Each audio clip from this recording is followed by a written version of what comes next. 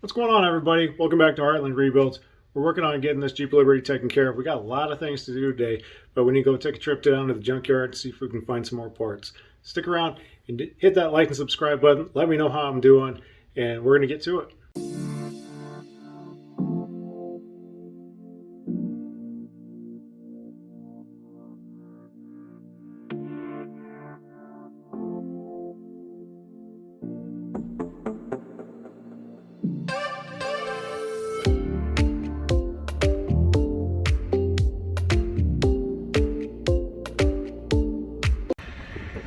That was a good try. Bumper's all cracked to hell. Header panel's broken in a couple other spots. And the grill is also broken. So, yeah. I don't think this wiper blade is going to be very useful. Time to get that replaced. I'm going to test this out. All the way down. All the way up.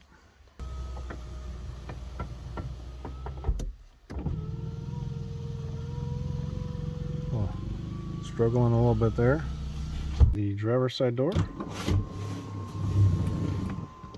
Yeah, yep, that's not supposed to happen.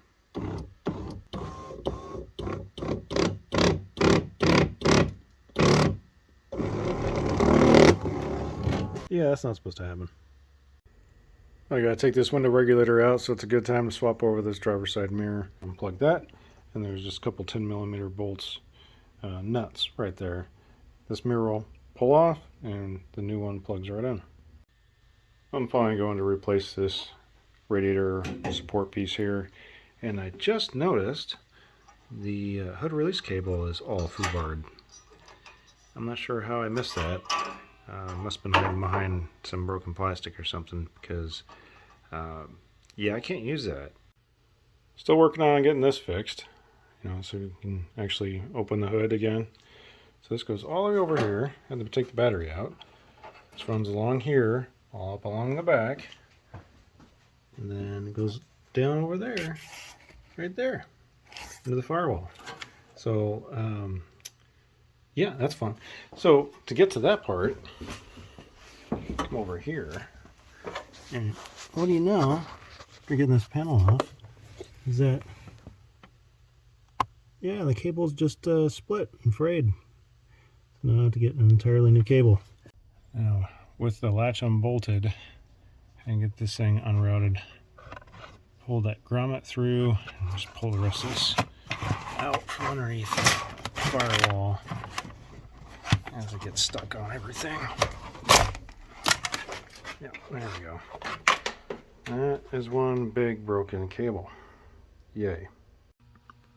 I'm swapping out that third brake light with the one at the junkyard. So this is a really common problem on these Liberties, where this entire spot gets water and corrosion in it and just completely rusts out. I just got the bumper off. This is the damage we got on the back end of this. Now this is exactly the reason why they put these as a recall. They put tow hitches on every one of these Liberties. You can see where it just nailed it right there. And if this bar wasn't there, it would have been right into the gas tank. That would have been some bad news.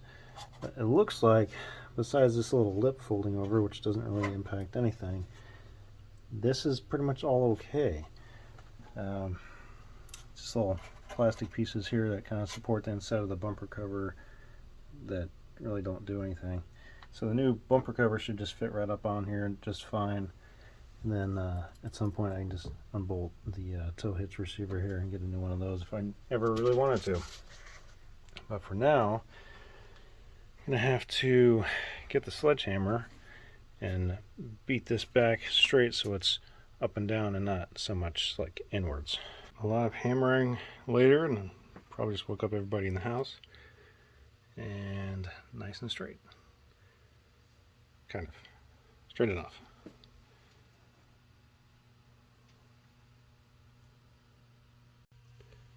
Making a little progress. Got the bumper cover all the way on. Got most of that rust taken off of the tailgate. And the back end is almost done. Now I made a little bit of progress here. I can start working on the maintenance stuff. So I got a new serpentine belt and tensioner from Ultra Power. I'm not sure what's going on there, but it's not supposed to look like that.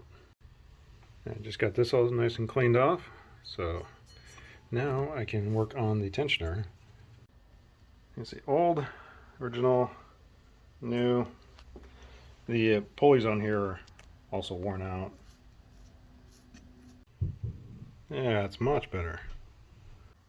One more thing I noticed here when I got this new hood latch bar on here is that this rivet is loose, which is probably why the old vehicle I took this off of has a nice wear mark along the entire front end, which is just fantastic. Thankfully, I have a set of rivets I've been holding on to for whatever reason since 2012 from another Liberty project that I had. So I already have good rivets, so I can drill these out and put in rivets that will actually hold it in place. I originally was just going to use this bar, but since I had to draw out the rivets, may as well just reuse the old one since it's in better condition. I got my rivet gun here set up for a 1/4 inch size. These are big rivets, so we're just going to put this thing in here and then put some tension on it, pull it down, and pop the rivets in place. Nice and tight. It's not moving around anymore. The labels are nice and clean with the original equipment and looking good. Is it even a Jeep if it doesn't have tow hooks? So I'm going to be putting this one on here in a second. Just got this one on. Not much to it. Just put the little brackets in there. Bolts right up. I'm going to see if I can save this front bumper. May not be able to, but I'll try. So this piece right here, I think I can just plastic weld this back in. So it's pretty much all one piece still. On this side, I'm going to see if I can take a heat gun and soften this up and push that back, hopefully in its original position. A little bit of work with that heat gun, pushing on the inside, and it's mostly back together. Still a bit warm. Now, I may have to straighten out part of this fender, pull that back a little bit. But you get this license plate bracket hole fixed.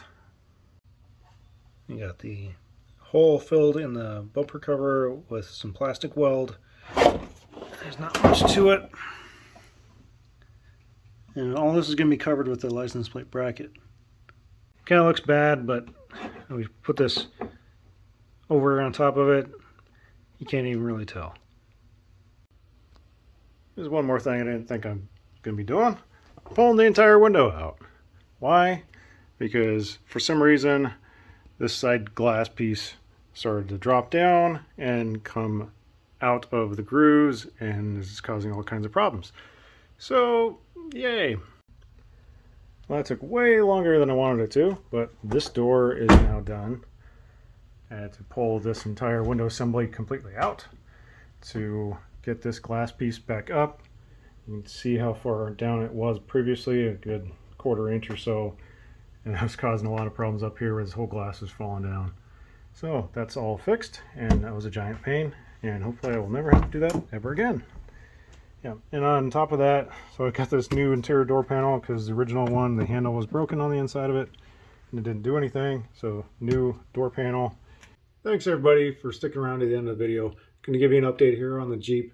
So we got the header panel removed, the tow hooks put on, the bumper cover fixed, and kind of plastic welded back together, and used a heat gun for a little bit and pushed that back in. Got the both of the back window regulators swapped over and fixed. The driver's side rear window completely disassembled and put back in place. The tailgate put back on, the rear bumper cover, all that paneling back there kind of pounded back in place. The tailgate, all the adhesive and stuff stuck to the paint and got that taken off. And also got the fender on the front end pounded back and aligned as best as it's going to get. And they got both of the mirrors swapped over and replaced for the power heated mirrors. I'm still waiting for parts on the front window regulators to get those put back in place. But it's coming along nicely. Just going to have to go find a front header panel and driver's side headlights. So I found out that's broken. Already ordered the hood release cable that was broken. And just coming along. It's taking a little bit of time, but it'll get there. And hopefully I can get this thing on the road and here in the next week or so. All right, so thanks for sticking around. Hit that like and subscribe button and let me know, leave a comment, and I'll see you on the next video.